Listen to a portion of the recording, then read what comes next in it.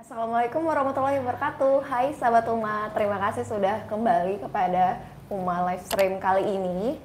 Kali ini juga Kia sudah bersama dengan Dr. Syafiq, Dr. Muhammad Syafiq Advani. Beliau adalah alumnus dari pendidikan dokter S1 di Fakultas Kedokteran Universitas Indonesia dan juga sudah pernah menempuh pendidikan di S2 di Newcastle University, Inggris sebagai Master of Research in Stem Cell and Regenerative Medicine. Dan saat ini juga beliau sudah membuka praktek di salah satu klinik di Tangerang ya dok ya. Betul. Dan juga beliau juga seorang founder dari platform edukasi kesehatan dokter awam. Nah, buat sahabat Uma nih yang mau bertanya, silakan nanti klik tombol pensil di samping kolom live chat di bagian bawah, dan jangan lupa pakai hashtag atau tagar sehat di rumah aja untuk nanya langsung ke Dr. Syafiq. Saat ini aku sama Dr. Syafiq mau nanya-nanya tentang ini sih dok, menjaga kesehatan di rumah aja. Kan saat ini kita dianjurkan sama pemerintah untuk nggak usah kemana-mana dulu, terus kalaupun di rumah kita juga harus menjaga kesehatan. Nah, gimana cara kita untuk menjaga kesehatan tubuh saat di rumah, gimana tetap fit? Karena kan kita namanya juga di rumah ada anggota keluarga juga nih dok. Betul. Ya. Assalamualaikum warahmatullahi wabarakatuh. Ya, jadi memang ini lagi menarik sekali topiknya nih. Kita diminta pemerintah untuk tinggal di rumah berhubungan dengan adanya wabah yang sudah menjadi pandemi ya, COVID-19 ini, Coronavirus Disease 19. Jadi kalau ditanya bagaimana sih cara menjaga kesehatan di rumah, itu secara umum sebenarnya bisa kita bagi dua, yaitu kesehatan fisik dan kesehatan mental. Nah, orang-orang biasanya fokusnya ke kesehatan fisik aja nih. Nanti kita bahas juga, kita bahas dulu di kesehatan fisik dulu ya. Nah, memang kita stay di rumah itu sebagai bentuk dari social distancing. Social distancing ini memang sudah terbukti di negara-negara yang udah terkena COVID-19 duluan ya, itu bisa menekan laju dari percepatan si COVID-19 ini. Jadi seandainya korbannya misalkan katakanlah 1000, bisa kita tekan mungkin jadi sekitar setengahnya aja. Itu gunanya tinggal di rumah. Nah, bagaimana cara menjaga kesehatan fisik di rumah? Pertama, harus kita mulai dengan cuci tangan. Cuci tangan ini juga ada langkahnya, harus sesuai prosedur. Nanti kalian bisa cek juga di WHO ataupun dimanapun, sudah banyak kayaknya nge-share cara-cara cuci tangan. Nah, cuci tangan juga harus dengan air mengalir dan sabun, minimal 20 detik. Kalau misalkan sabun nggak ada, lagi di mall atau di mana, pakai hand sanitizer. Hand sanitizer juga kalian lihat tuh nanti belakangnya. Teman-teman bisa lihat nanti belakangnya alkoholnya berapa persen. Karena minimal itu 60%. Jadi idealnya 70%, tapi minimal banget tuh 60%. Itu standar dari WHO. Betul. Jadi diharapkan dengan seminimal 60% itu dia bisa merusak si virus itu sendiri, jadi bisa mati virus-virusnya. Tapi seberapa efektif memakai hand sanitizer? Dibilang seberapa efektif jika dilakukan dengan benar, langkah-langkahnya itu sangat efektif sekali ya. Bahkan lebih efektif daripada pakai masker cuci tangan itu. Itu langkah paling efektif, cuci tangan. Yang kedua juga di rumah juga kita bisa lakukan namanya social distancing. Yaitu walaupun di rumah kita tetap jaga-jaga minimalkan kontak dengan yang lain. Mungkin kalau biasanya kita sama orang tua, katakanlah kan kita masih muda gini ya, orang tua tentu lebih rentan. Bisa cium tangan atau cium pipi, mungkin untuk sementara ya kita minimalisir dulu kontaknya bagaimana. Terus kalau misalkan di rumah ada batuk-batuk, pilek, sakit tenggorokan, lebih pakai masker di rumah. Karena kita nggak tahu, ini namanya juga lagi wabah ya, takutnya kan terkena juga, apalagi makin sekarang ini grafiknya pasti makin naik terus ini. Jadi sebenarnya kita nggak usah heran juga, tapi memang kita waspada juga.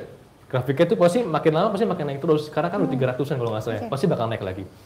Nah terus selain untuk menjaga social distancing juga di rumah, tadi saya bilang juga pakai masker ya untuk yang sakit, yang sehat nggak usah sebenarnya. Jadi pakai masker pun juga ada langkah-langkahnya. Nanti kan bisa cek juga, saya juga udah dokter awam juga dibuat account ya di UMA, atau mungkin bisa cek juga di Instagram kami. Itu pakai masker ada syarat-syaratnya. Pakai masker harus sekali pakai, nggak boleh diulang-ulang pakai masker. Ada juga di WhatsApp tuh beredar masker cuci pakai baik clean gitu ya. Itu kan buat disinfektan katanya. Itu nggak boleh. Namanya juga disposable mask. Jadi emang harus dibuang sekali pakai. Nggak boleh cuci-cuci. Dijemur juga itu nggak. Pokoknya kalau masker udah lembab dipakai, buang. Jadi efektif itu masker kalau cara pakainya benar dan cara copotnya benar. Nah, jadi dua ini kalau nggak dilakukan tuh nggak efektif lagi maskernya. Dan cuci tangan tadi. Cara pakainya juga nggak boleh dibalik. Jadi tetap yang berwarna itu di luar ya gitu ya. Ketika dipakai rekatin juga hidungnya nih. Jadi jangan sampai ada lubang dari maskernya. Karena percuma juga kita sakit pakai masker, tapi kan virusnya masih bisa keluar-keluar. Seperti kita tahu juga COVID-19 ini kan dari droplet sebenarnya. Droplet itu bisa jadi air liur atau percikan-percikan dari batuk bersin gitu ya. 1 meter, makanya social distancing juga usahakan paling dekat 1 meter jaraknya. 1 meter. Nah, tadi cara pakai masker, yang kedua adalah cara lepasnya. Banyak juga orang-orang lepas tuh mungkin dari depannya, gitu. Dari depannya diturunin, itu nggak boleh. Kita nggak boleh pegang bagian depan masker, karena itu kan yang menyaring dropletnya. Jadi kita nggak boleh pegang depannya. Kalau mau copot, lepas talinya aja. Lepas tali, kalau misalnya kalian bingung depan langsung buang ke tong sampah.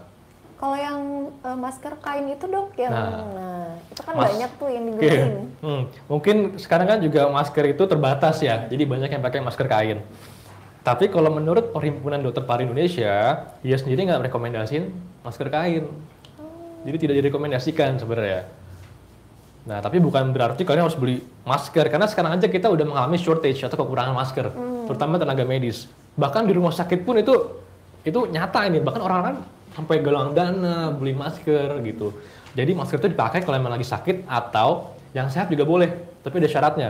Sehat boleh pakai masker kalau di transportasi umum, misalkan di angkot, di bus, halte, MRT, pesawat gitu-gitu kalian boleh. Karena kalau di tempat umum kan kita susah jaga jaraknya 1 meter, jadi boleh pakai masker gitu.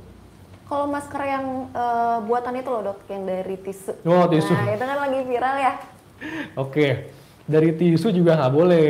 Walaupun katanya tuh ada apa tisu basah, ada sanitizer juga mungkin ya. Itu nggak boleh. Kenapa nggak boleh? Kalau misalkan dipakai pas lagi basah, itu debu bakal nempel semua di masker tuh. Yang ada kalian malah kalau misalkan ada alergi itu makin alergi. Bahkan nanti bisa meningkatkan faktor resiko terjadinya infeksi saluran pernafasan akut. Jadi nggak boleh tuh pakai yang dari tisu basah. Seandainya pun gimana dok, kalau dikeringin dulu, ya sama saja. Masker yang surgical mask itu dibuat memang dia bisa untuk menyaring droplet, walaupun nggak 100% ya, tapi dia bisa menyaring droplet. Nah, tisu basah ini kita nggak tahu dia bisa nyaring apa enggak. Jadi lebih baik jangan digunakan tisu basah. Gitu. Nah, kalau misalnya kita keluar rumah nih dok, apakah perlu kita melakukan pembersihan diri dulu misalnya? Kalau keluar, oke. Jadi memang pembersihan diri yang dimaksud mungkin cuci tangan gitu ya. Cuci tangan sendiri juga sebenarnya mungkin banyak yang juga nanya kira-kira berapa kali sehari gitu. Sebenarnya kalau lagi musim pandemi gini, lebih sering lebih baik. Lebih sering lebih baik kuncinya. Jadi misalkan sebelum makan, sesudah makan, dari toilet, sudah aktivitas, misalkan habis kerja dari mana cuci tangan. Itu juga kalian bahkan sebelum pakai masker atau sudah pakai masker juga cuci tangan. Jadi sebenarnya sih sesering mungkin intinya. Cuma hati-hati. Beberapa emang saking sering cuci tangan tuh sampai ada yang mungkin kering kulitnya, sampai ada yang kita bilang ya sampai lecet-lecet gitu lah ya. Jadi mungkin hati-hati juga kayak gitu.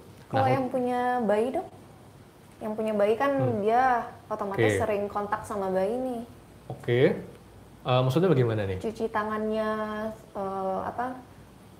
perhatian dengan kebersihannya. Nah dengan si bayi kan si bayi lebih rentan terhadap virus. Nah itu berapa kali cuci tangan dalam sehari? Sama juga, pokoknya usahakan sebelum nyentuh bayi cuci tangan dulu pastinya. Jadi istilahnya mungkin jangan sampai kalian pegang bayinya belum cuci tangan. Memang bayi itu sistem imunnya belum sebaik orang dewasa. Tapi ada hal yang menarik nih. Itu kalau berdasarkan statistik, dari usia pokoknya 9 tahun ke bawah ya, itu belum ada yang meninggal karena COVID-19. Belum ada yang meninggal 9 tahun ke bawah. Nah jadi, tapi bukan berarti kita bebas untuk anak kecil berarti aman-aman aja, enggak. Tetap kita harus waspada juga, cuman statistik berkata begitu, jadi saya sampaikan saja informasinya. Yang lebih rentan itu orang dewasa sebenarnya yang sudah tua. Kadang-kadang paling tertinggi itu 80% ke atas tuh bisa terkena fatality rate atau tingkat kematian itu 21%. Cukup tinggi. Makanya hati-hati bagi kalian yang punya orang tua, terutama udah ada faktor resiko dalam arti kata sakit jantung, diabetes, hipertensi, kanker, itu akan meningkatkan fatality rate jika terkena COVID. Nah tadi ditanya kalau misalkan keluar rumah gitu ya. Untuk keluar rumah sebenarnya kalian juga nggak harus pakai masker juga, tergantung tujuannya kemana. Tapi misalkan kalau ke transportasi umum tadi usahakan bawa masker. Dan yang terpenting juga selalu bawa hand sanitizer. Gitu, itu penting kalian bawa. Karena kan sering kalian misalkan muka, garuk-garuk hidung, garuk-garuk mata, kalian nggak tahu habis megang apa. Usahakan bawa terus hand sanitizer-nya. Kayak gitu. Kalau misalnya hand sanitizer yang dibikin sendiri itu kan sekarang sudah langka nih dok, hand sanitizer itu. Nah itu gimana? Katanya dicampur dengan aloe vera dengan alkohol juga bisa. Sebenarnya standar yang dari WHO sendiri atau misalnya dari ikatan dokter yang baik itu dengan seperti apa gitu? Oke, jadi memang berhubung dengan yang manufacturer atau yang udah terbatas gitu ya, beberapa merek, kita boleh buat sendiri. Asalkan, lagi-lagi tadi saya bilang, alkoholnya minimal 60%. Jadi boleh saja buat sendiri, tapi selama alkoholnya masih 60% itu boleh dipakai sebenarnya. Nggak masalah, kayak gitu. Berarti standarnya harus minimal alkohol 60% ya? Minimal sekali, 60% minimal. Oke, sepertinya sudah ada pertanyaan dokter dari netizen Uma. Pertanyaan pertama dari Nadia Dea. Dokter, cara paling efektif untuk menjaga kesehatan di kendaraan umum seperti apa? Nah, jadi nanyain tentang menjaga cara efektif nih, menjaga kesehatan di kendaraan umum. Mungkin yang sering naik KRL atau misalnya naik Transjakarta, itu gimana cara menjaganya dok? Tadi sempat kita bahas kebetulan ya. Jadi coba dari ngantrinya dulu. Kadang-kadang kan suka ngantri juga tuh. Nah usahakan kalau ngantri jaga jarak juga 1 meter. Jaga jarak, jadi jangan dempet-dempetan gitu kalau ngantri. Apalagi kemarin sempat yang dibatasin ya, itu waduh tuh. Itu emang juga resiko. Jadi usahakan nanti, sekarang kan udah mulai senggang gitu ya. Dari ngantri usahakan jaga jarak 1 meter. Dan kalau kata PDPI, Perhimpunan Dokter Paru Indonesia, kalian boleh pakai masker. Di tempat transportasi umum tuh boleh sebenarnya pakai masker. Itu untuk mengurangi terpaparnya kena droplet dari orang-orang. Karena kan kadang-kadang kita juga nggak bisa jaga jarak juga 1 meter di tempat umum ya. Nah untuk di busway, di MRT, lain-lain, usahakan sih sebenarnya kalau bisa nggak megang sesuatu jangan dipegang. Karena transportasi umum itu sumber segala infeksi. Dalam arti kata, door pintu, handle, segala macam. Tapi seandainya kalian harus pegang, jangan lupa setelah pegang cuci tangan lagi. Pakai hand sanitizer. Betul. Dan cuci tangan itu juga cara-cara yang benar. Oke. Selanjutnya juga dari Putri Febalia. Oke, maaf ya Putri. Assalamualaikum dokter, jika virus corona ini belum ada obatnya, lalu bagaimana orang yang positif itu bisa sembuh? Oke. Pertanyaannya menarik nih ya. Ya, ini pertanyaannya menarik ya. Bagaimana bisa sembuh? Jadi pertama dulu, virus corona ini virus yang baru saat ini. Umurnya mungkin baru 3 bulan ya, makanya obatnya belum ada. Yang kedua, untungnya virus ini self-limiting disease. Dalam arti kata, kalau imun sistem kita baik, kalau kekebalan tubuh kita baik, maka virus ini bisa mati dengan sendirinya. Tapi kita juga harus tahu nih, bukan berarti misalkan Mbak cek COVID gitu ya, terus misalkan positif, bukan dalam arti kata ya udah sih bebas aja di rumah lah, ntar juga bisa mati virusnya. Nggak boleh kayak gitu, kita juga observasi namanya. Kalau misalkan gejala ringan itu tetap harus ke dokter. Apalagi kalau misalkan gejala itu makin lama makin buruk, itu mau nggak mau harus lewat rumah sakit. Tapi lagi-lagi memang pengobatannya saat ini memang kita bersifatnya simptomatik. Dalam arti kata sesuai gejala aja. Misalkan ada batuk, kita obatin batuknya. Ada demam, kasih obat demam. Kayak gitu. Sakit tenggorokan, kasih buat sakit tenggorokannya. Saat ini memang belum ada terapi empiris, dalam arti kata belum ada gold standard deh.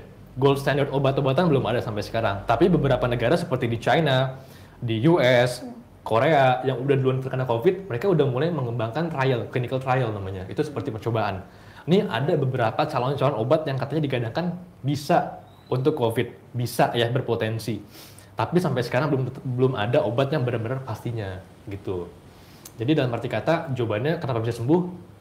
Tetap sistem imun kita yang berperan, kekebalan tubuh yang berperan. Yang kedua, juga tentunya usaha dari tenaga kesehatan lainnya. Karena kan kita kasih obat, kita pantau terus. Sistem imunnya kita jaga, tuh diisolasi di ruangan nantinya, kayak gitu sih. Tapi gejala yang paling umum yang dihadapi sama penderita itu apa sih dok biasanya? Gejalanya paling sering itu pertama demam dia. Paling sering demam. Bahkan di Indonesia itu datanya kalau nggak salah 80% dia ngeluh demam. Habis demam dia baru develop batuk-batuk. Batuk-batuk ini cenderung batuk kering. Tapi bukan berarti batuk dahak itu bukan COVID ya. Ada juga yang batuk dahak COVID. Tapi emang lebih seringnya batuk kering. Yang ketiga sakit tenggorokan. Itu biasanya sering juga nih. Seperti mungkin aktor siapa ya, kayaknya ada tuh saya juga lupa. Dia bangun-bangun katanya demam, agak sakit tenggorokan, pas dicek ternyata COVID. Setelah sakit tenggorokan, baru pilek. Pilek ini agak jarang pada COVID, tapi beberapa ada yang kena pilek, kayak gitu. Oke. Kita mungkin lanjut lagi ya ke sini, ke pertanyaan ini. Dokter, gimana caranya menjaga makanan yang tepat untuk menjaga imun? Karena kan COVID ini berhubungan dengan imun nih, seperti Dokter Syafiq sampaikan tadi. Nah, gimana cara kita menjaga pola makan dan juga mungkin olahraga yang baik itu juga seperti apa untuk menjaga imun kita? Oke, jadi tentang makanan dulu ya. Nah, makanan di sini saya berbicara tentang makanan konvensional, diet konvensional dalam arti kata makan sehari 3 kali sesuai porsinya. Nah, usahakan dalam sekali makan itu, saya berbicara tentang diet konvensional ya, karbohidrat, sumber karbohidrat itu seperti sayur, nasi itu 50% dari sumber energinya. Jadi mayoritas itu karbohidrat. Terus protein 20-30%. Nah, sisanya mungkin 10-20% itu dari fat dalam arti kata lemak-lemak. Gitu. Itu sebenarnya diet konvensional ya. Perbanyak juga makan buah, makan sayur. Kenapa? Karena dalam buah dan sayur itu banyak antioksidannya. Dia berperan dalam menjaga sistem kekebalan tubuh kita. Kayak gitu. Sebenarnya sampai sekarang mungkin juga ada orang bilang minum jamu, temulawak, kunyit kayak gitu. Jahe juga. Ya memang sih kurkumin itu dia bisa membantu menjaga sistem imunitas. Tapi kalau sampai dibilang bisa mencegah corona, bisa sampai mencegah COVID, saya rasa itu mesti keliru. Karena sampai sekarang masih belum ada risetnya tuh tentang jamu bisa mencegah COVID. Ya untuk menjaga kesehatan tubuh sih oke-oke saja, tapi untuk sampai mencegah belum ada risetnya sampai sekarang. Tapi benar nggak sih Dok, kalau misalnya tubuh kita itu, sistem imun tubuh kita merespon virus COVID itu seperti influenza? Oke. Bisa benar, bisa salah. Benarnya adalah virus influenza sama si COVID itu kan sama-sama virus. Istilahnya itu dia teroris dari luar tubuh. Kita punya sel imun yang kita dalam arti kata tentara dalam tubuh. Nah, jadi kalau ada teroris masuk tubuh, itu pasti akan dilawan sama tubuh. Itu benar. Nah, tapi untuk mekanisme tepatnya bagaimana sama virus influenza tuh sepertinya hal yang berbeda. Karena lagi-lagi saya bilang, virus ini masih baru ya. 3 bulan, kita masih belum tahu tepatnya nih bagaimana virusnya berkembang. Tapi yang pasti emang virus ini utamanya itu menyerang saluran nafas, sistem pernafasan gitu. Bahkan nanti kalau sampai bisa parah tuh bisa gagal organ, gagal ginjal, bisa mungkin menyebar kemana-mana kalau parahnya gitu. Nah tadi setelah makanan, olahraganya? Olahraga. Oke, memang jadi benar ya, bukan berarti di rumah itu kalian hanya diam di kamar, nonton TV, tidur-tiduran tuh nggak boleh. Nggak boleh. Kamu rebahan tuh nggak boleh.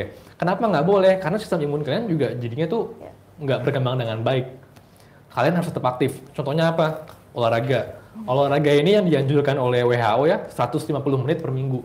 Ini olahraga yang mungkin yang moderate intensity dalam arti kata, seperti jogging, atau mungkin senam aerobik, itu kalian lakukan aja dalam rumah. Atau mungkin di luar rumah, tapi jangan berkerumunan, kayak gitu. Bahkan WHO juga bilang, main golf tuh masih direkomendasikan. Tapi main golf itu bukan yang bareng-bareng juga sama teman-teman kayak gitu ya.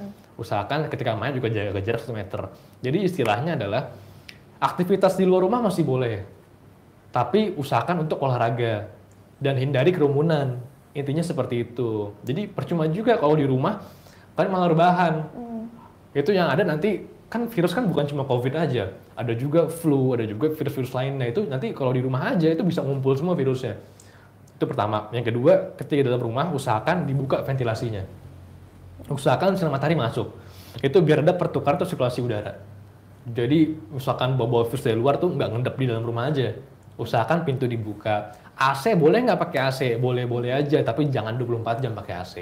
Usahakan dibuka lagi biar ventilasinya ada terus. Siap. Oke, Dok.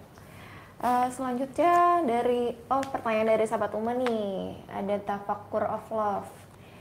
Assalamualaikum, olahraga apa yang sebaiknya dirutinkan untuk menjaga kesehatan ibu dan anak-anak saat kondisi seperti ini, dokter?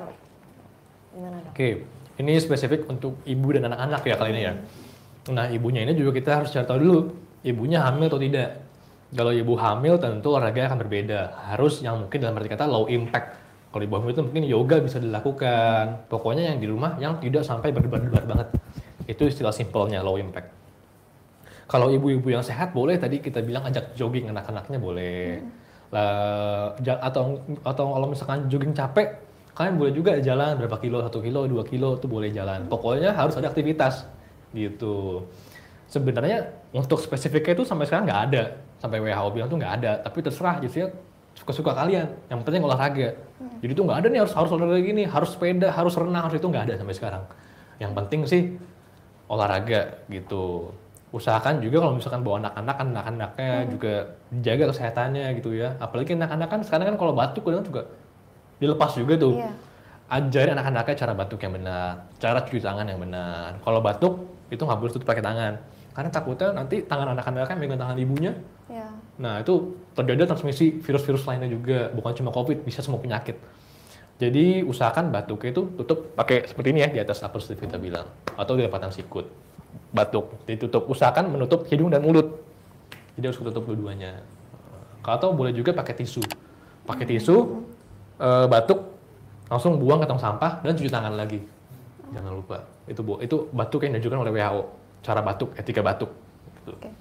Dok, katanya juga yang kejadian di Inggris itu loh, yang anak kecil, yang bayi baru lahir, dia terkena COVID-19 itu dari ibunya. Apakah benar ketika ibu mengandung, dia menderita COVID, maka juga menular ke anaknya?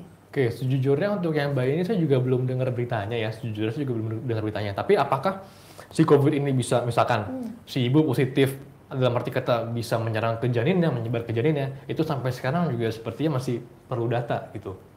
Memang ini virusnya masih baru, tiap hari itu selalu ada riset, selalu ada info yang baru gitu. Karena terutama penyebaran saat ini itu via droplet, itu yang pasti.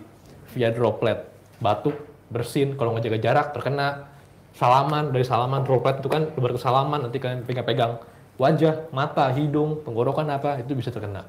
Tapi untuk peredaran darah dari ibu ke janin itu sampai sekarang nih masih teliti sepertinya ya, belum ada. Oke. Dok, terkait dengan anak juga, apakah kita perlu untuk mengganti baju anak 2 kali sehari atau misalnya berapa jam sekali? Oke. Apalagi khususnya untuk bayi yang masih rentan. Untuk anak-anak sebenarnya memang ada anjuran untuk hygiene ya, jadi hygiene ganti baju. Untuk anak sendiri sebenarnya kalau memang dia di rumah sih nggak harus sering itu. Tapi kalau misalnya keringetan segala macam ya boleh ganti saja. Takutnya kan dia malah jadi takutnya keringet buntak atau yang lain kayak gitu. Terlalu basah juga nggak baik, bisa juga jamuran nantinya. Tapi yang paling penting adalah kalau misalkan bapak ibunya habis kerja dari luar rumah, terus kalian ke rumah, usahakan sih langsung rendam bajunya. Memang sampai sekarang juga belum ada arahan resmi dari WHO ya untuk bilang ganti baju, cuci baju, rendam. Memang sampai sekarang belum ada untuk COVID ini. Tapi kan lagi-lagi pencegahan lebih baik. Jadi usahakan kalau dari luar ke rumah, apalagi dalam waktu yang lama gitu ya, langsung ganti saja bajunya. Tapi lagi-lagi saya bilang ya, kalau dari CDC, WHO itu belum ada anjurannya. Oke. Gitu. Oke. Nah, kalau misalnya terkait dengan sistem imun tadi nih dok, gimana sih cara kita untuk meningkatkan sistem imun dalam tubuh? Ada nggak kira-kira makanan yang untuk meningkatkan sistem imun? Karena kan tadi kata dokter kalau misalnya hanya jahe dan segala macam itu kan hanya menjaga sistem imun, bukan meningkatkan. Oke. Menjaga dalam arti kata juga sebenarnya sih ya boleh-boleh saja, dalam arti kata ya oke juga gitu. Untuk meningkatkan memang usahakan dietnya harus usahakan diet yang baik. Makan buah, makan sayur, diet protein juga perlu. Karena protein ini juga diperlukan untuk membangun sistem imun. Jadi jangan sampai mungkin makanan itu cuman nasi sama sayur aja, itu kurang protein mungkin. Kayak gitu. Atau nasi telur ceplok, ya sebenarnya sih telur ada proteinnya, tapi dalam kandungan nilai gizi masih kurang. Tambahkan lagi sayur, tambahkan lagi buah. Itu yang paling penting dari gizi sistem imun. Yang kedua tadi olahraga. Ini udah jelas orang-orang yang berolahraga itu mempunyai sistem imun yang lebih baik, lebih jarang sakit. Itu udah jelas. Yang ketiga, hindari aktivitas seperti merokok. Ini juga udah ada studi bahwa merokok itu bisa menurunkan sistem imun. Kenapa begitu? Karena kan dalam merokok itu ada radikal bebas kita bilang ya. Radikal bebas itu dia nggak pandang bulu menyerang sel. Kalau dia menyerang sel darah putih, itu kan sistem kekebalan tubuh kita itu juga bisa menurun. Kayak gitu. Mungkin secara umumnya seperti itu, tapi secara spesifik dalam arti kata makanan apa, kira-kira apa yang bisa meningkatkan sistem imun tuh sampai sekarang nggak ada. Gitu. Untuk orang sehat ya, karena orang sehat dalam arti kata jika menjalankan pola hidup bersih dan sehat tuh sistem imunnya akan baik. Kalau begadang juga termasuk untuk menurunkan sistem imun. Betul, begadang, kurang tidur tuh juga menurunkan sistem imun. Jadi usahakan tidur cukup. Kalau dewasa itu 7 jam lah kurang lebih. Selain tidur yang cukup, juga hindari stres. Ini juga stres ini tadi saya bilang ya mungkin yang selain kesehatan fisik, kesehatan mental, mungkin sering banyak dari kalian mungkin ibu-ibu juga ya. Ibu saya sendiri juga terutama itu mungkin suka stres. Gara-gara COVID ini kan lagi nyebar, tiap hari liatin berita, dipantengin. Jadi kayak misalnya tuh kita tuh nggak safe gitu, jadi insecure. Itu juga bisa mempengaruhi sistem imun kalau lagi stres. Itu juga terbukti kalau lagi stres itu bisa menurunkan sistem imun. Takutnya kalian kebanyakan mikir COVID, jadi stres, sistem imunnya turun, malah lebih rentan terkena penyakit gitu. Jadi usahakan kalau misalnya kalian stres terhadap wabah sekarang, ya udah istirahat dulu deh baca-bacanya. Yang penting jalankan aturan dari pemerintah, dari institusi, yaitu diam di rumah lebih baik. Okay. Mungkin yang mau bertanya, sahabat Uma, silakan klik lagi tombol pensil yang di samping kolom live chat di bagian bawah. Dan jangan lupa pakai hashtag tagar sehat di rumah aja. Oke, pertanyaan selanjutnya mungkin dari sahabat Uma lagi. Dari Farah dok, minum jamu itu sepengaruh apa ya untuk menangkal virus corona? Oke. Tadi mungkin kita juga sempat bahas juga jamu. Oke, saya coba lebih perjelas lagi. Jadi ada dua nih, ada yang positif dan negatif tentang jamu. Yang positifnya tadi saya bilang mungkin bagus untuk sistem imun. Tapi bukan berarti kalian akan kebal dari corona. Enggak, itu salah. Bukan berarti minum jamu banyak. Karena setahu saya juga di supermarket tuh mungkin jamu-jamu juga banyak yang habis gitu. Dibeli sama orang-orang. Tapi enggak. Bukan berarti minum jamu akan kebal dari corona, itu enggak. Yang kedua, yang jeleknya adalah kata itu dari riset ya, bahwa produksi kurkumin dalam jahe, kunyit dan lain-lain tuh bisa meningkatkan reseptor yang namanya ACE converting ACE2 ya, ACE converting enzyme itu dalam arti kata itu sebagai reseptor tempat masuknya virus si corona ini. Jadi katanya orang yang banyak minum jahe itu kan lebih banyak ACE2-nya dibanding orang-orang yang minum jahe. Tapi sampai sekarang tuh juga masih dalam perdebatan. Apakah memang benar dengan minum jahe itu kalian banyak reseptor si S2 tadi sehingga akan rentan terhadap virus corona atau enggak, itu sampai sekarang juga masih perdebatan. Sejauh ini sih masih nggak ada. Jadi memang jahe atau kunyit temulawak sendiri juga silahkan kalau mau konsumsi silahkan, nggak ada yang melarang, tapi jangan sampai mendewa-dewakan si herbal ini. Dalam arti kata, udah gue udah minum jahe, udah minum ini, enak-enak aja, tenang-tenang aja, keluar rumah seenaknya, itu enggak, itu salah. Kalau madu juga sama nggak? Nah, madu juga memiliki properti kita bilang antibakterial ya, juga punya bagus untuk sistem daya tahan tubuh juga. Prinsipnya juga sama kayak jahe, jadi masih bagus konsumsi silahkan, tapi bukan arti kata bisa mencegah corona gitu. Tapi kan kita mikirnya kalau misalkan sistem imun kita bagus, maka sistem imun kita akan mencegah dari penyakit corona. Jadi bukan dari makanannya, tapi dari sistem imun kita sendiri. Jadi mikirnya jangan terbalik. Jadi prinsipnya seperti itu. Boleh silakan saja sebenarnya, karena nggak ada larangan juga sejauh ini. Madu karena bagus juga kan, dan itu kan juga sunnah Rasul katanya kan madu ya. Silakan saja. Oke, dokter mungkin diminum dulu. Oh ya. Kita nanya lagi nggak? Oke, ada lagi dari catatan si Boy. Ntar ya Mas Boy, minum dulu. Assalamualaikum dokter, kalau setiap hari makan mie instan aman nggak? Ini nih yang suka borong-borong mie instan kemarin, panik bayi. Ini yang bikin habis kemarin mie-nya ya. Tiap hari makan mie instan. Nah, mie instan itu dia tinggi kalori. Kalori itu tinggi kalori tapi minim gizi. Jadi usahakan jangan makan mie instan aja, karena kalau cuma makan mie instan takutnya sistem imun kalian karena gizinya nggak tercukupi juga terpengaruh, jadi menurun. Jadi kan saya bilang bahwa gizi itu penting. Nah, gizi dalam mie instan tuh kurang. Jadi jangan tiap hari makan mie instan, seperlunya saja. Kalau misal, jadi kalian harus belajar masak nih, mungkin si Boy ya, kalau belum bisa masak, coba masak, belajar, atau mungkin beli makanan yang lain. Emang saya ngerti sih takut ya. Takut wajar. Tapi jangan, ngerti maksud saya ya. Kita harus waspada, tapi kita jangan takut juga. Waspada beda sama takut. Gitu, kita harus waspada, bukan takut. Yang penting selama Mas Boy, saya nggak tahu namanya siapa ya, selama tadi Mas menjalani cuci tangan selalu, menjaga kesehatan, social distancing, jaga jarak, nggak sembarangan pegang wajah, insya Allah sih nggak tertular sama corona, insya Allah ya. Jadi jangan separno itu juga. Tapi memang lebih baik di rumah, betul. Tapi dalam arti kata di rumah sampai nggak beli makanan lain, cuma beli makan mie juga itu juga salah rasanya. Oke. Gitu. Terkait dengan makanan instan juga kan, makanan mie itu instan. Nah, para kaum-kaum yang suka nge-grab food dan GoFood nih, ya makanan instan seperti misalnya mungkin dari McD atau misalnya KFC, makanan ayam cepat saji, yang kayak gitu sebenarnya baik juga nggak sih, Dok? Kalau sekali-kali sebenarnya nggak apa-apa. Yang dilakukan kalau terus-menerus. Kayak tadi catatan si Boy bilang, saya terus makan mie instan, nah itu hati-hati. Takutnya gini, kalian mungkin nggak kena corona, tapi nanti kenanya kolesterol, atau mungkin kenanya penyakit darah tinggi, atau mungkin penyakit jantung lain. Jadi sekali-kali sih nggak ada salahnya, makan junk food itu sebenarnya sekali-kali boleh aja. Yang dilarang tuh kalau rutin, mungkin seminggu sekali, seminggu 2 kali cukup lah makan kayak gitu. Oke. Ada pertanyaan tentang hand sanitizer lagi. Kalau misalnya kita pegang makanan habis pakai hand sanitizer itu toksik nggak sih, Dok? Oke. Memang di hand sanitizer itu ada alkohol dari saya bilang, minimal 60%. Tapi alkohol itu sifatnya dia mudah menguap. Jadi begitu kita oleskan, kan dia kering tuh, menguap. Memang ada sisa atau kita sebut trace-nya. Tapi sejauh ini sih nggak apa-apa. Gitu, aman-aman saja. Cuman kalau mau lebih aman ya, kalian jangan makan pakai tangan. Kalau mau lebih aman ya, pakai sendok, pakai garpu. Karena sejauh ini juga belum ada tuh yang bilang bahwa kalau kita pakai hand sanitizer tuh kalian nggak boleh makan gitu, nggak boleh, belum ada larangan juga. Cuma memang kalau kalian takut ya lebih pakai sendok garpu saja gitu. Berarti untuk mencegah lah ya, berarti Betul. pakai sendok sama garpu aja dulu. Betul.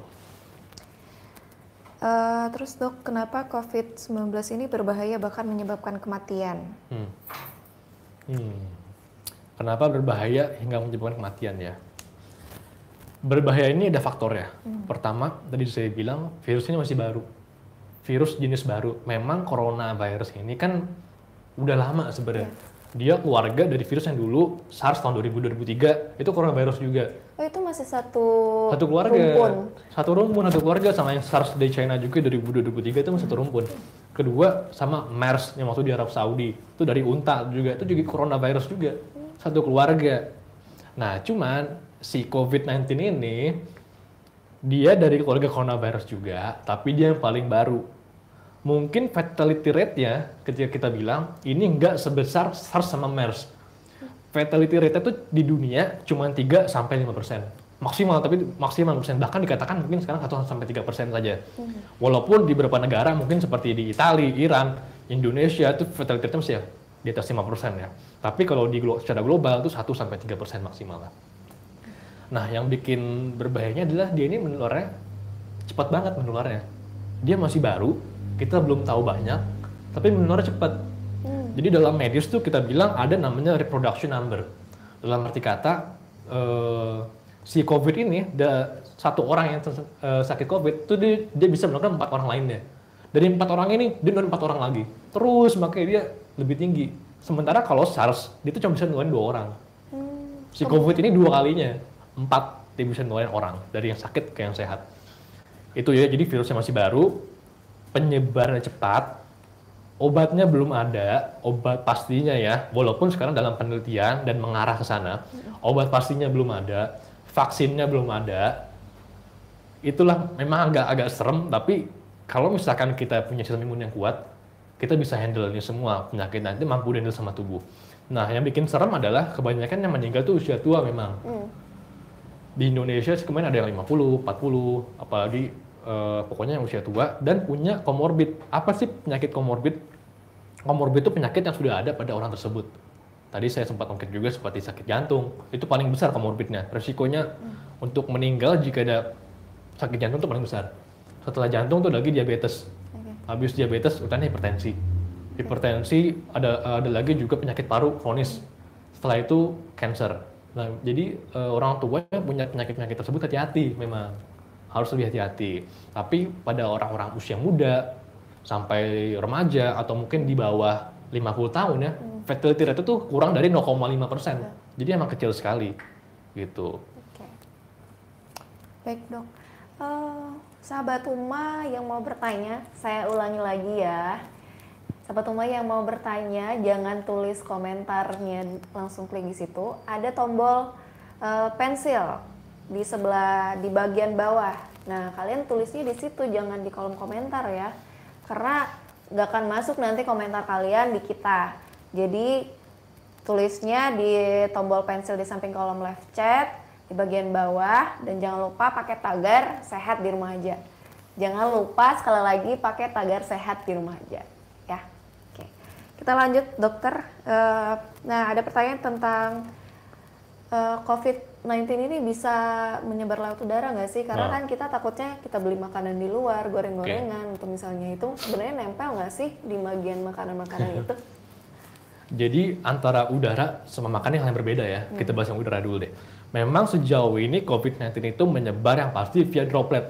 Batuk, bersin gitu ya, dia menyebar lewat muncratan. Terus kalau misalkan saya batuk nih, nggak saya tutup, bisa di kayu sini nih, mungkin bisa juga nanti orang yang megang itu bisa terkena. Tapi sampai sekarang untuk di kayu ini masih belum tahu dia bisa bertahan berapa lama. Itu lewat droplet. Atau yang kedua lewat udara atau lewat airborne. Ini sampai sekarang masih dicari tahu, masih kita teliti. Tapi ada studi terbaru tanggal 17 Maret. Jadi masih baru nih, mungkin 4 hari yang lalu ya. 17 Maret tentang seberapa tahan sih si SARS-CoV-2, ini virus yang bikin COVID ya, bisa tahan di udara, di aerosol kita bilang ya. Jadi studi tersebut bilang dia bisa tahan 3 jam di udara. Bisa melayang-layang 3 jam. Tapi ini kita harus tahu lagi, di udara itu dengan kondisi bagaimana, apakah lembab, panas, dingin, itu masih kita perlu beda-bedain lagi. Karena emang virusnya masih baru tadi saya bilang. Jadi kita masih beraba-aba. Nah, balik ke riset dari tadi ya, di udara bisa 3 jam dia katanya. Kalau di cardboard atau di dalam kardus-kardus gitu bisa 1 hari, 24 jam. Kalau misalkan di stainless steel seperti di gagang pintu, itu bisa 3 hari. Jadi stainless steel sama plastik itu dia bisa tahan 3 hari katanya.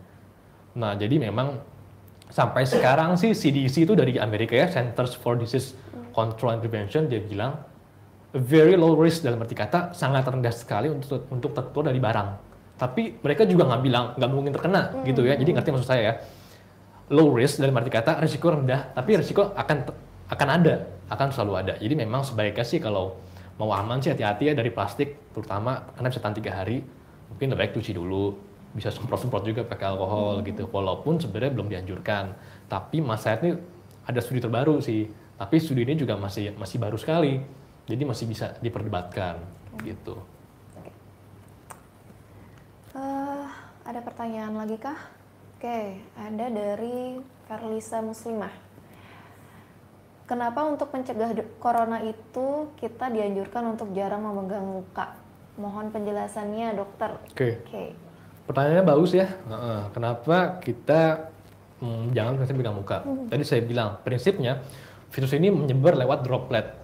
Takutnya begini, ketika saya batuk, saya tutup pakai tangan, droplet virusnya dari tangan saya nih. Saya jabatan sama orang lain, itu virusnya bisa berpindah ke tangan yang saya jabat. Nah, kenapa nggak boleh pegang muka? Karena si virus ini dia entry portnya atau masuknya itu via mukosa. Dalam arti kata selaput. Selaput tuh kayak apa sih? Mata, hidung, mulut. Jadi kalau kalian pegang-pegang, maaf kalau lagi ngupil atau apa, dengan tangan kalian yang tercemar tuh bisa resiko terkena COVID. Makanya jangan pegang daerah muka sebisa mungkin, kecuali sudah cuci tangan. Kayak gitu. Kenapa? Makanya nggak boleh, karena memang via masuk virusnya lewat jalur situ. Via mukosa, via selaput. Kayak gitu. Berarti termasuk dengan cipika-cipiki yang dilarang ya dok? Nah, cipika-cipika sendiri, cipika-cipiki ya, sebenarnya memang kontak jabat tangan aja kita kalau bisa jangan ya, apalagi cipika-cipiki. Betul, takutnya gitu ada segala macam. Nah, kita kan juga nggak tahu dia selain COVID ada sakit apa lagi kayak gitu. Memang lebih baik untuk saat ini untuk segala kontak fisik itu dijarak dulu, diberi jarak amannya seperti itu. Termasuk salam siku. Salam sikut, betul, itu untuk mencegah jabat tangan ya. Karena emang tangan kita ini tuh sebenarnya pembawa bakteri, virus paling banyak tangan. Makanya jangan pegang-pegang muka kayak gitu intinya. Ada pertanyaan lagi dokter dari Encang Arif. Oke. Dokter, virus corona ini apakah bisa bermutasi ke bentuk yang lain yang lebih berbahaya? Oke, ini tadi coba saya flashback lagi ya, bahwa virus corona ini sebenarnya corona itu namanya, nama grupnya, coronavirus, nama keluarganya. Ada SARS, ada MERS, ada COVID, mereka satu keluarga. Apakah virus ini bisa bermutasi? Kalau ditanya bisa atau enggak, bisa. Kita nggak bisa menutup kemungkinan. Yang namanya makhluk hidup tuh dia punya chance untuk bermutasi. Tapi kita juga nggak tahu apakah mutasi jadi lebih bahaya atau mungkin lebih ringan atau bagaimana, sampai sekarang kita juga masih belum tahu. Lagi-lagi ini virusnya baru umur 3 bulan. Virus COVID ini ya. Nah, dari penyebarannya juga bisa jadi masih banyak teori sebenarnya. Ini kok kan awal dari binatang, katanya dari binatang, tapi sampai sekarang WHO sama CDC juga belum jelas nih. Ini dari kelelawar apa bukan? Memang mengarah ke kelelawar, tapi belum pasti dari kelelawar gitu ya. Kok dari kelelawar bisa ke manusia kayak gitu? Harusnya kalau kelelawar aja. Nah, ini kita sebut namanya zoonotic transmission. Jadi transmisi dari hewan ke manusia. Bisa jadi sebelum menginfeksi kita, tuh virus udah mutasi duluan. Jadi dia bermutasi, makanya bisa juga menginfeksi manusia. Atau dari kelelawar ke manusia, aman nih awal virusnya nggak apa-apa.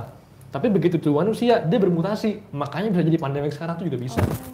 Jadi tanya bisa bermutasi apa enggak ke depannya? Bisa. Tapi apakah kebelakangan juga ada mutasi? Ya mungkin juga ada mutasi. Makanya bisa sampai pandemik kayak sekarang kan. Kayak gitu sih. Oke. Dokter mungkin mau minum dulu? Ya nanti aja, masih bisa. Dokter, ada lagi pertanyaan. Jika corona ini belum ada obatnya, lalu bagaimana orang yang positif bisa sembuh? Tadi udah dibahas belum ya tadi? Kayaknya belum ya? Mungkin tadi belum secara lengkapnya sih dok, baru pengantarnya. Oke, jadi dalam arti kata, ini belum ada obat pastinya. Kok bisa sembuh sih? Prinsipnya tadi virus ini tuh self-limiting disease. Dalam arti kata, kalau kita sehat, kalau sistem imun kita baik, virus ini bisa mati oleh sistem daya tahan tubuh kita. Walaupun bukan dalam arti kata, kalau misalkan kalian sakit tuh tenang aja, enggak. Tetap harus konsul ke dokter. Nanti dokter akan membantu pengobatan tersebut. Tapi bukan membunuh virusnya. Yaitu untuk simptomatik, tadi saya bilang ya, bergejala. Kalau gejala batuk, kita obatin batuknya. Kalau gejala demam, kita obatin demamnya. Kayak gitu. Memang saat ini juga obatnya tuh masih dalam tahap proses. Tahap pencarian. Ada beberapa yang mengarah ke sana. Terakhir tuh kemarin kalau nggak salah Pak Jokowi juga sudah mulai import obat itu kan. Itu obatnya tuh kalau saya nggak salah tuh favilavir sama chloroquine. Favilavir tuh emang antivirus. Katanya kalau di China ini dia bisa mengobati si COVID. Katanya lumayan besar sukses rate-nya. Efektifnya cukup efektif, tapi belum menjadi standar. Yang kedua chloroquine. Chloroquine juga dicoba di China sama di US. Dia itu obat anti malaria sebenarnya. Obat anti malaria, kok anti malaria dipakai buat virus? Kan beda, malaria kan parasit, COVID kan virus. Katanya kalau si chloroquine dosisnya tinggi, itu dia punya properti antivirus. Dalam arti kata bisa menekan si COVID-19 ini. Tapi sampai sekarang lagi-lagi gold standardnya, yang empiriknya tuh masih belum ada. Baru riset-riset, baru clinical trial kita bilang ya, uji coba. Kayak gitu. Ada lagi pertanyaan dokter dari netizen Uma. Barusan ya? Iya barusan. Sudah ada kabar seputar obat COVID-19. Sudah ada kabar seputar obat COVID-19 yang ditemukan. Menurut dokter, kira-kira kapan virus ini selesai menyebar? Oke, jadi lagi-lagi ya,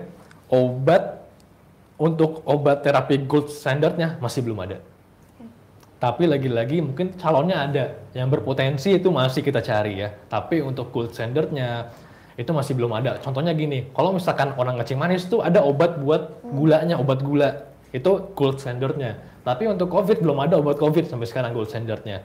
Baru mungkin obat antivirus. Nah, sampai kapan virus ini berakhir? Waduh, ini juga nggak ada yang bisa tahu ya sampai kapan.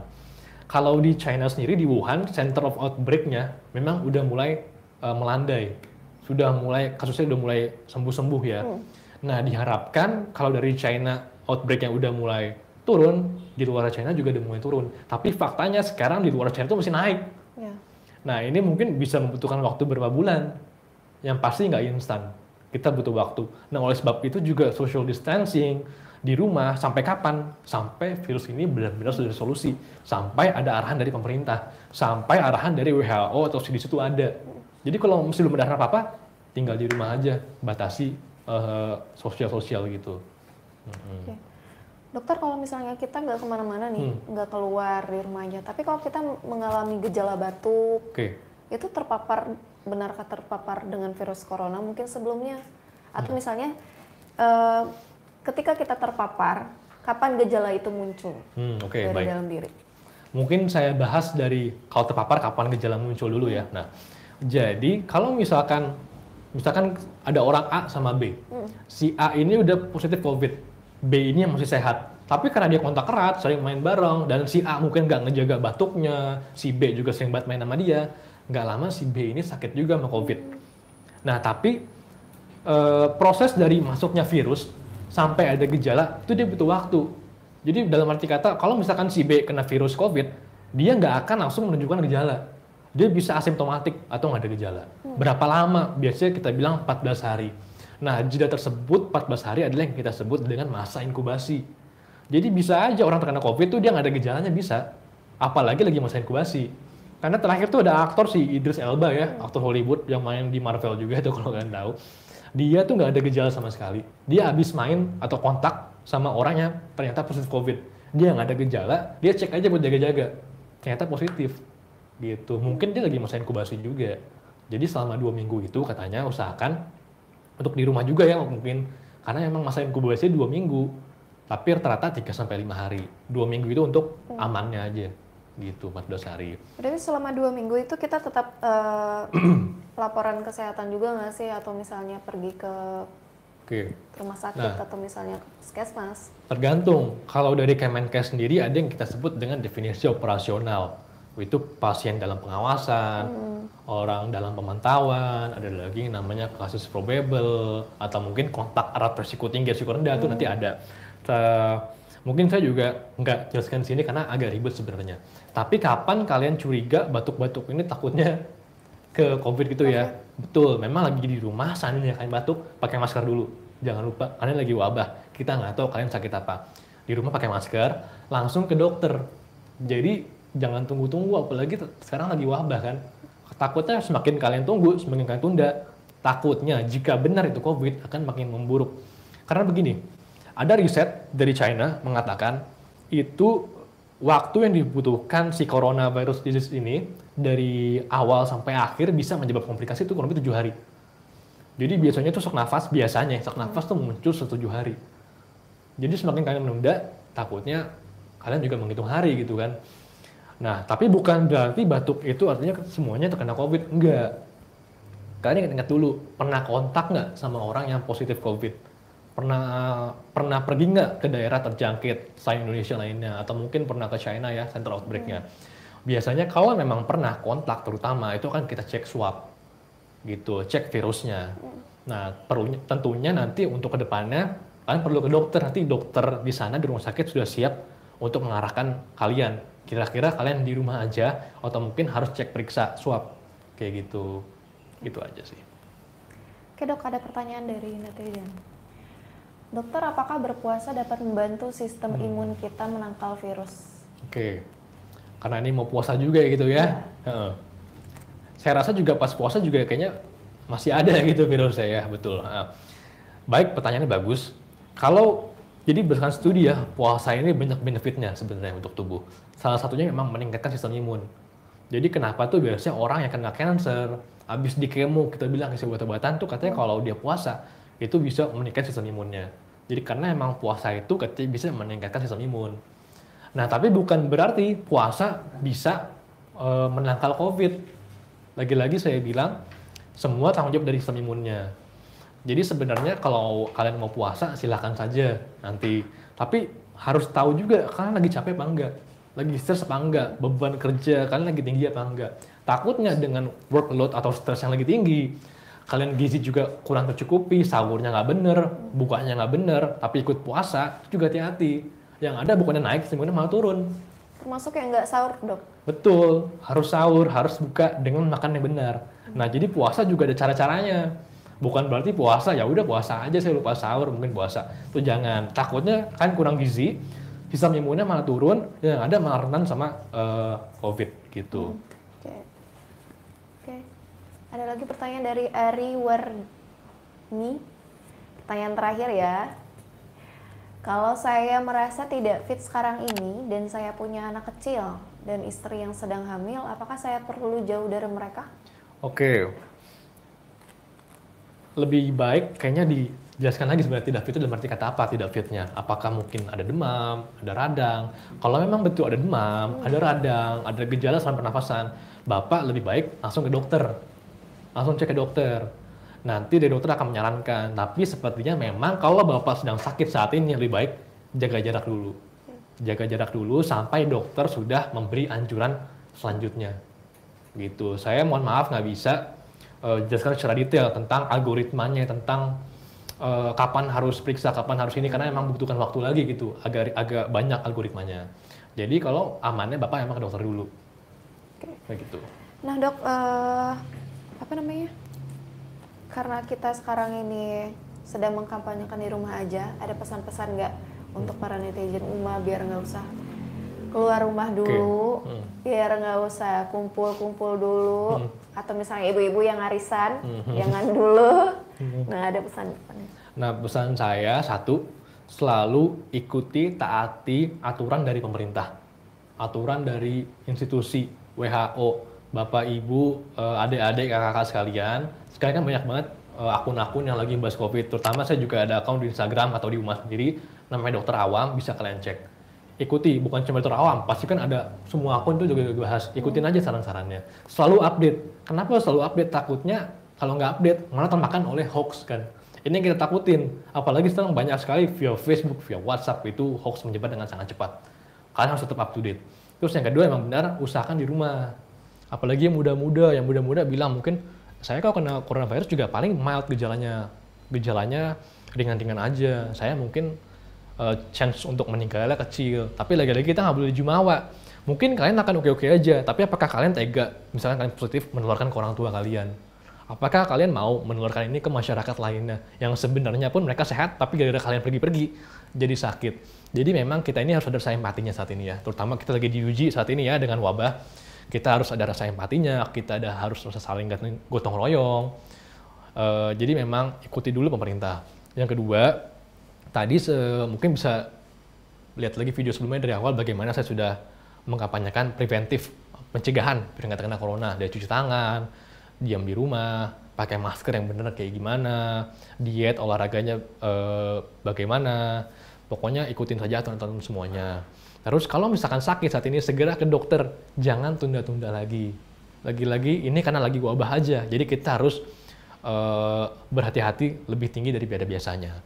Saran saya, pesan saya juga ke teman-teman semua, waspada, jangan panik. Panik nggak boleh, waspada boleh. Karena kalau panik itu berlebihan, takutnya nanti kalian pakai masker yang ada yang butuh malah nggak dapet. Tadi seperti panic buying juga, stok-stok malah kosong. Itu panik, itu tindakan yang berlebihan, jangan. Kita waspada. Waspada itu bedanya apa? Panik apa? Kalau waspada, kita mengerti apa yang kita lakukan. Kita nggak bertindak lebay, dalam arti kata, yang nggak perlu, yang nggak usah kita lakukan. Waspada itu diam di rumah, jaga diri kalian, jaga diri keluarga kalian, kayak gitu. Nah, selain usaha juga kita tentu perlu doa ya, perlu ada ikhtiar dan berdoa juga, selalu berdoa, semoga kita semua diberi kesehatan dan perlindungan dari Allah Subhanahu Wa Taala.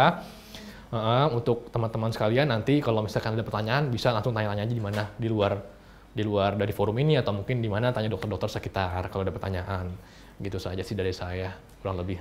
Oke, terima kasih Dokter Syafiq. Yeah.